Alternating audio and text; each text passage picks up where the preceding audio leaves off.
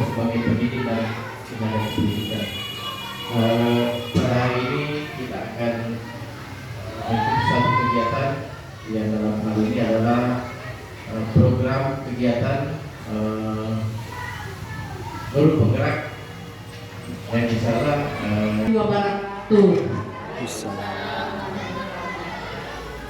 puji syukur kita panjatkan kehadirat Allah Subhanahu wa taala, di mana pada kesempatan ini kita masih diberikan kesehatan, diberikan kekuatan untuk hadir di tempat ini guna melaksanakan satu kegiatan, yaitu diseminasi budaya positif. Salawat dan salam satu pula kita kirimkan kepada Nabiullah Muhammad SAW yang telah mengantarkan kita dari alam kebodohan menuju alam kecerdasan seperti saat ini.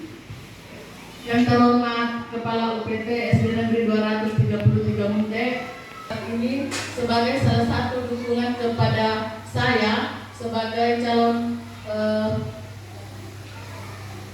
guru penggerak.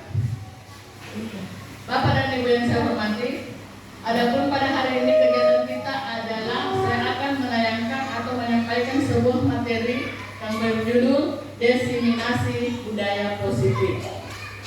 Sebelum saya melanjutkan pemaparan ini, saya ingin sekarang kita lihat apa itu pengertian budaya positif. Budaya positif itu adalah sebuah nilai kebajikan universal, keyakinan dan pada akhirnya menjadi sebuah karakter atau ciri khas dari sebuah komunitas atau lembaga. Nah, kata ini sering kita dengar. Selain daripada budaya positif, kita juga biasa mendengar kata disiplin positif. Apa itu disiplin positif? Disiplin positif itu adalah sebuah pendekatan yang mendidik murid untuk melakukan kontrol diri dan mencapai kepercayaan diri sehingga mampu menciptakan murid yang merdeka dalam sebuah pembelajaran.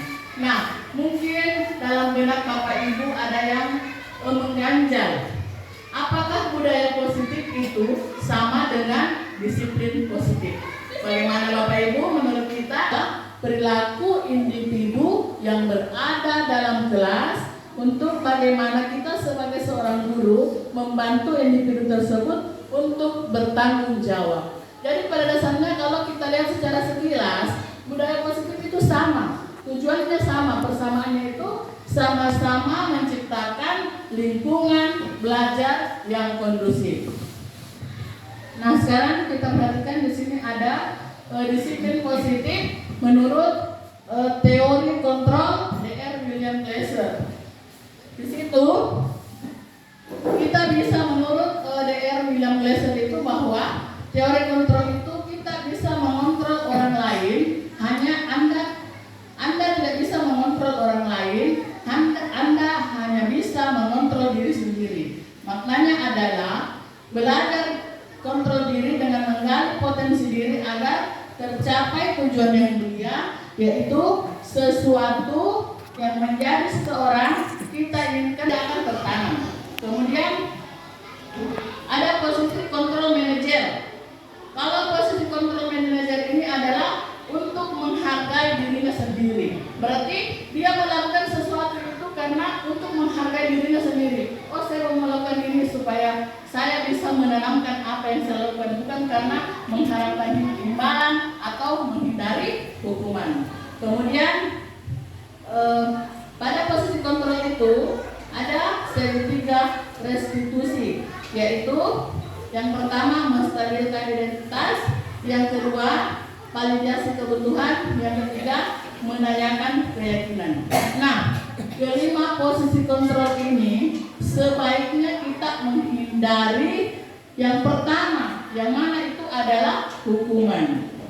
Hukuman itu dilaksanakan ketika keempat posisi kontrol ini sudah tidak bisa, maksudnya tidak ada jalan lain, tetapi pada dasarnya tidak boleh atau diharamkan dilakukan. Tetapi kita tidak bisa mengingkari itu, Pak, karena kita sebagai Bapak Ibu, kita sebagai manusia biasa pasti emosi ada. Jadi bagaimana kita sebagai seorang guru itu menekan emosi kita,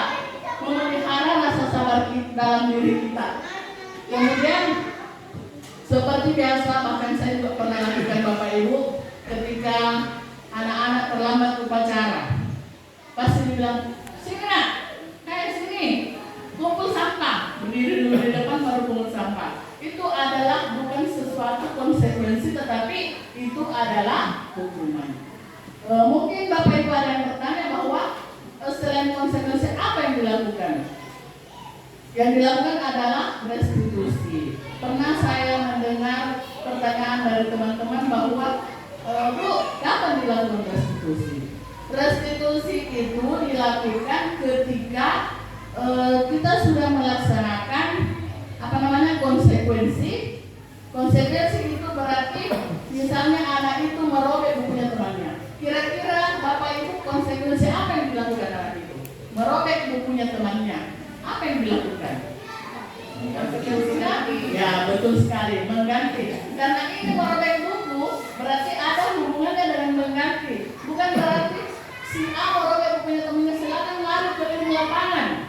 Berarti itu tidak ada hubungannya. Berarti kita masuk sebagai guru penghukum untuk sesuatu. Jikalau murid tersebut memiliki atau tidak melakukannya, walaupun tampaknya kita guru sedang mengontrol perilaku murid, hal demikian terjadi karena murid sedang mengizinkan dirinya untuk dikontrol. Saat itu bentuk kontrol guru menjadi kebutuhan dasar yang dipilih murid tersebut. Teori kontrol ini menyatakan bahwa semua perilaku memiliki tujuan, bahkan terhadap perilaku yang tidak disukai.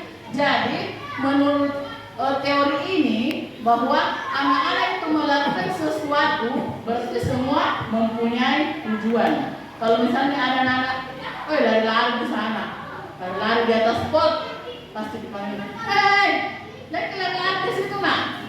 Tetapi menurut kita itu adalah sesuatu yang tidak bermanfaat bagi kita. Tetapi menurut dia, kenapa anak itu lari-lari? Karena dia mau mendapatkan kebutuhan dasar yang mana itu? Bapak Ibu, kebutuhan dasar apa?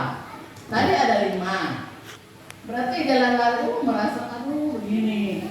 Berarti kebutuhan dasar untuk mendapatkan kesenangan karena senangnya lari-lari. Seperti itu Bapak Ibu. Nah kemudian yang kedua, bahwa semua penguatan positif efektif dan bermanfaat. Penguatan positif itu atau bukan adalah bentuk kontrol segala usaha untuk mempengaruhi murid agar mengulangi sesuatu perilaku tertentu. Adalah usaha untuk mengontrol murid tersebut dalam jangka waktu tertentu. Kemungkinan murid tersebut akan menyadarinya dan mencoba untuk menolak kebutuhan kita. Tidak boleh, saya tidak boleh seperti ini. Karena itu sudah motivasi dalam dirinya yang dibuat sendiri, bukan dorongan dari kita. Nah, jadi kita berusaha itu berkolaborasi dengan anak-anak, bagaimana membuat sebuah keyakinan jelas dengan menghilangkan kata tidak seperti yang ada pada kesepakatan kelas. Nah, semangat pagi. SDM luar biasa. Terima kasih Bapak Ibu yang sudah meluangkan waktunya. Ini sebagai bagian dari proses pendidikan saya dalam mengikuti kegiatan program guru penggerak. Sekali lagi terima kasih Bapak Kepala Sekolah yang telah bersedia meluangkan waktunya untuk saya dan rekan-rekan pendidik. Dan saya akhiri dengan ucapan Assalamualaikum warahmatullahi wabarakatuh. Atas dulu.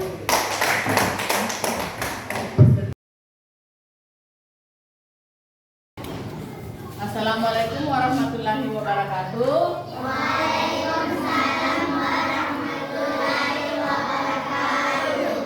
Bagaimana kabar kalian hari ini? Baik. Alhamdulillah. Semangat pagi. Pagi. Yes.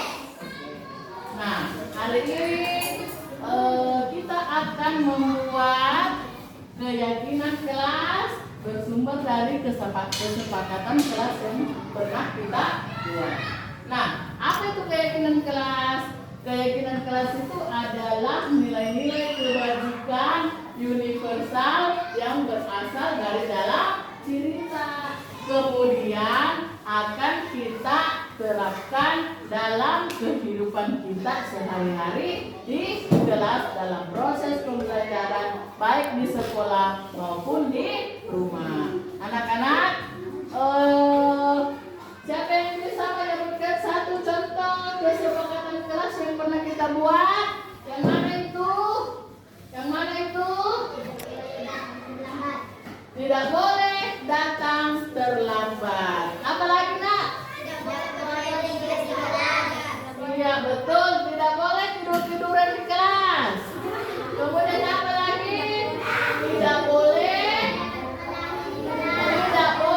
berkelahi di kelas. Apa lagi yang kita buat kemarin?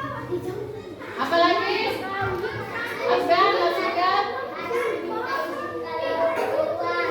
Iya, betul sekali. Harus meminta izin ketika kita mau keluar kelas. Tepuk tangan dulu untuk semua anak-anak.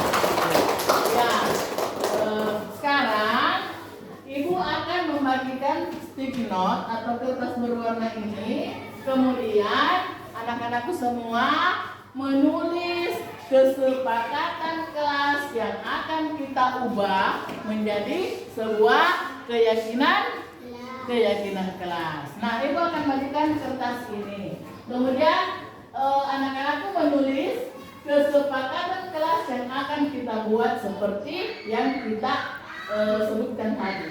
Silakan ditulis sini, Nak. Tulis di sini ya.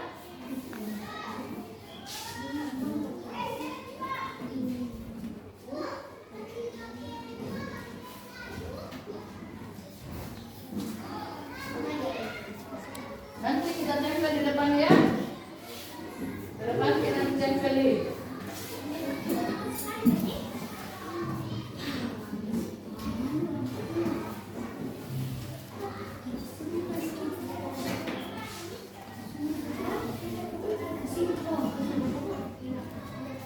Yes, boleh tulis namanya.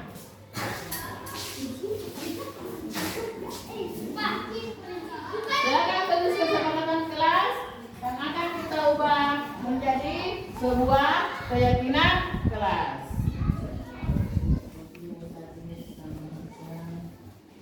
Oke, Ibu kasih waktu 5 menit menulis kesepakatan kelas kita. Kata kesepakatan itu menggunakan kata tidak boleh atau dilarang. Sudah? Sudah? Sampai sudah? Satu tulis. Silakan ditulis, Nak. Ada yang sudah? Jadi kata kesepakatan kelas itu menggunakan kata tidak boleh. Ya, silakan ditempel di sini, Nak. Kita tempel di sini. Iya. Tepuk tangan buat Surah, Asura. Iya, betul. Kata lagi. Sudah selesai.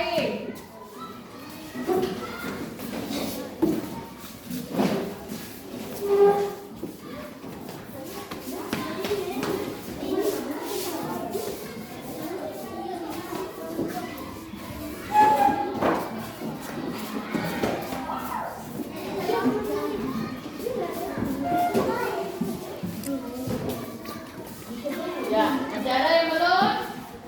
Silakan ditempel, Nak. Silakan ditempel. Silakan ditempel.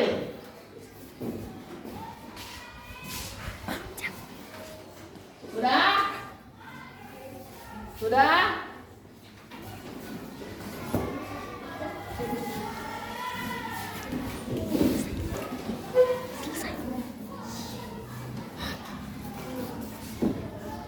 Oke. Tepuk tangan buat semuanya. Nah, kita sudah menemukan ada berapa warna sticky note-nya, Nana? Ada berapa nak warnanya sticky note-nya? Oh, masih ada ternyata. Iya, tepuk tangan buat Cecil. Nah, di sini kita sudah menemukan banyak warna. Ada berapa warna di sini? 3. Satu warna, kedua warna, ketiga warna keempat warna orange. Nah, di sini ada 4 warna. Berarti tidak tertutup kemungkinan bahwa keempat warna ini memiliki kesepakatan yang sama yang akan nanti dibuat menjadi sebuah keyakinan kelas. Nah, di sini kita akan siapa yang mau mewakili temannya tampil ke depan untuk mengelompokkan kesepakatan kelas yang sesuai. Coba nak dan kesini nak, kita kelompokkan yang mana sama-sama dengan salsa. Coba salsa sini salsa. Bukan warnanya, tetapi dikelompokkan sesuai dengan hampir maksudnya bahasa yang sama, tujuan yang sama. Cari. Oh, minta izin. Tidak boleh dalam terlambat. Berarti kita pilih mana yang sama. Berarti tidak boleh dalam terlambat. Mana yang sama? Silakan. Nah, cari kita di sini. Masih ada? Semuanya kan sampai habis cari. Mana yang sama? Mana yang sama? Cari lagi yang sama bahasanya, yang sama kata-katanya cari. Tidak boleh harus minta izin. Tidak boleh makan minum. Mana lagi? Kita juga bantu masak. Tidak boleh berkelahi. Ada dari situ. Tidak boleh tidur. Berarti tidak boleh keluar, tidak boleh bermain. Sama ya dengan ini. Tidak boleh apa ini sama. Tidak boleh. Kita harus menolong teman, tidak boleh berkelahi. Cari yang sama kata-katanya. Oke, sama yang hampir sama dan sama. Oke. Apa lagi? Tidak boleh makan dan minum. Iya, apa lagi?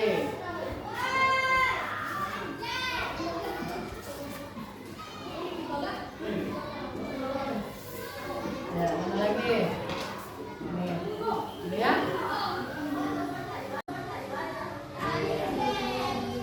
Boleh kita susun sini ya. Oke. Ya. Oke, tepuk tangan buat kedua perwakilan kita tadi.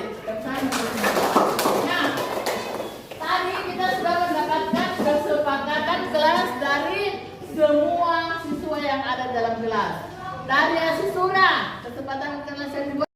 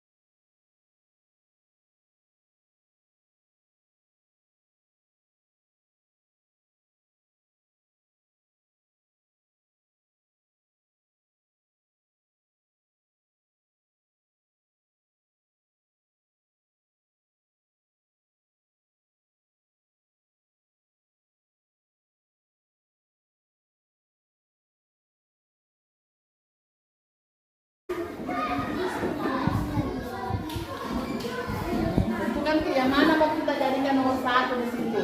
Apa dulu? Cari di sini yang mana mau kita jadikan nomor 1 dari kesepakatan tak. Yang mana? Nah, silakan naikkan di situ di atas. Kasih ke sini. Ya. Iya. Berarti iya betul. Tepuk tangan buat Afgan. Siapa lagi? Siapa lagi yang mau di sini? Siapa lagi? Atika.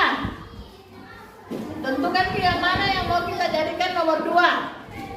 Yang mana yang mau kita jadikan nomor 2?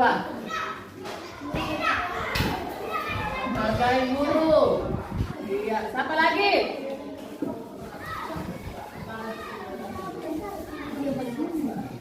Apa lagi nak? Ada guru. Ya, nah tadi temannya sudah menentukan. Waduh, panjang sekali. Ada beberapa yang sama. Nah, kita mau menentukan. Siapa mau menentukan lagi? Yang mana yang bisa dijadikan keyakinan kelas poin ketiga? Karena sudah ditarik poin 1, 2, tak? Siapa lagi yang mau? Ulfa, tentukan ke yang mana mau kita jadikan poin ketiga sebagai keyakinan kelas. Cari di situ. Ada nih hadir tepat waktu. Yang di sana lagi kita cari.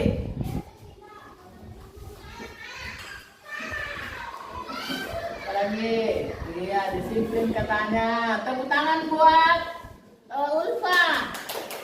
Ini dari keyakinan kelas yang dibuat oleh Siska. Kemudian apa lagi nak? Yang keempat apa lagi? Siapa lagi yang mau menentukan di situ? Membuat poin keempat. Siapa lagi? Tarik ke depan Ki.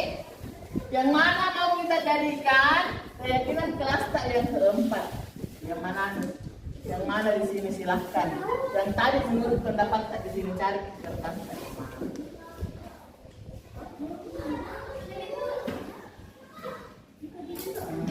Ya, oke. Iya, tepuk tangan buat tadi. Nah, berapa lagi? Masih ada yang baru dimasukkan. Apa lagi di situ? Memakai seragam sekolah. Oh, ada juga ya. Jadi ini pendapat dari Fahmi. Nah, sini kita sudah menemukan 5 keyakinan kelas ya. Jadi pertama, Ibu Guru mau melengkapi ini ya sesuai dengan apa yang kita tulis tadi. Kita sudah menentukan. Jadi keyakinan kelas ini pada saat kita belajar, pada saat kita berkegiatan di sekolah, atau pada saat kita ada berada dalam lingkungan sekolah, maka kita harus mengingat, oh saya sudah membuat perjanjian, saya sudah membuat keyakinan sama diri saya bahwa saya tidak boleh datang terlambat. Saya harus disiplin, saya harus menghargai waktu, saya harus menghormati teman, saya harus menjadi pembelajar yang semangat. Karena ada yang sudah ditentukan. Nomor 1, sudah ditentukan bahwa kita harus hadir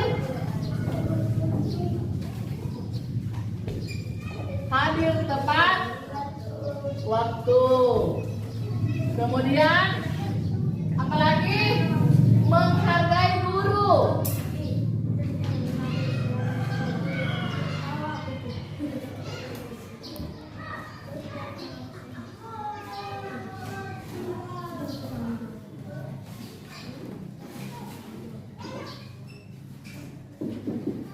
Apalagi tadi di sini ada lagi di sini disiplin.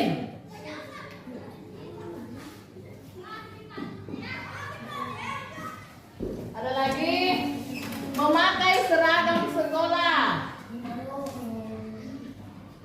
Memakai seragam sekolah. Kemudian menjaga hubungan baik ada juga.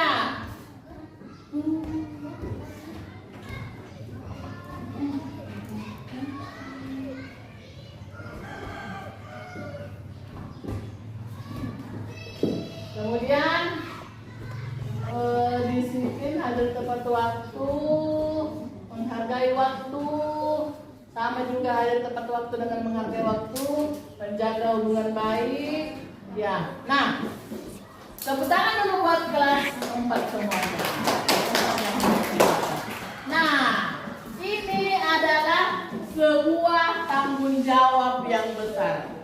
Ini bukan hanya ditulis-tulis saja, bukan hanya ditentukan saja, bukan hanya ditempel-tempel saja, tetapi ini adalah sebuah keyakinan yang bersumber dari dalam diri kita, yang merupakan nilai-nilai kebajikan yang harus kita pertanggungjawabkan dalam keseharian kita.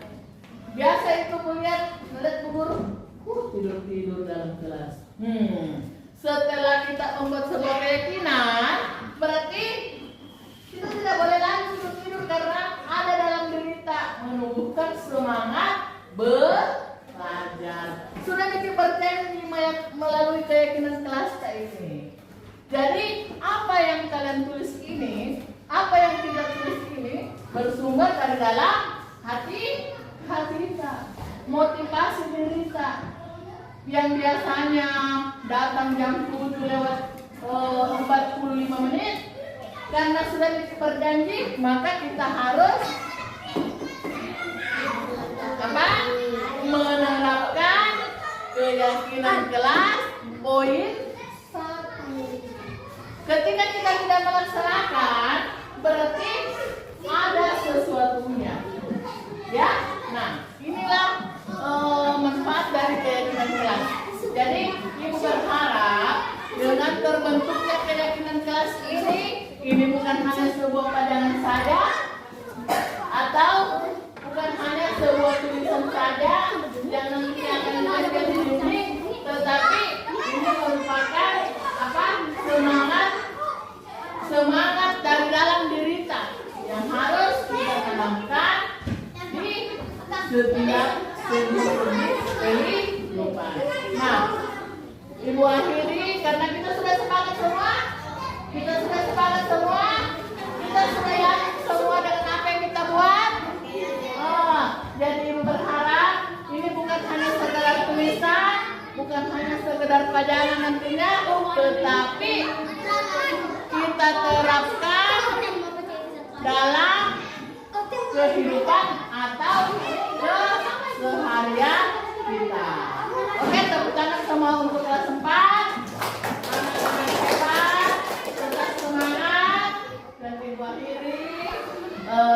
Diskusi keyakinan kelas hari ini dengan ucapan Assalamualaikum warahmatullahi wabarakatuh.